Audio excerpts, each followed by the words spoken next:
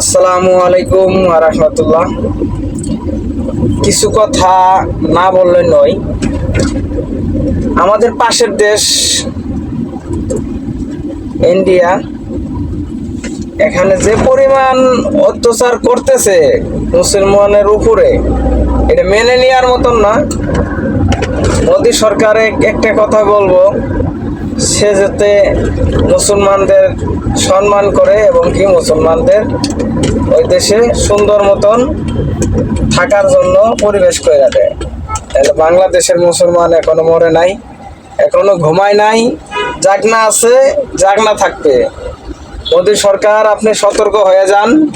আপনি আমাদের মুসলমানদের একটি হাতও দিতে পারবেন না এবং কি মুসলমানের আপনি একটা ক্ষতিও করতে পারবেন না। আপনার এই অধিকার নেই। এই বলে আমার একটা কথা থাকবে, ভাই সবাই মিলামিশে থাকেন। আমাদের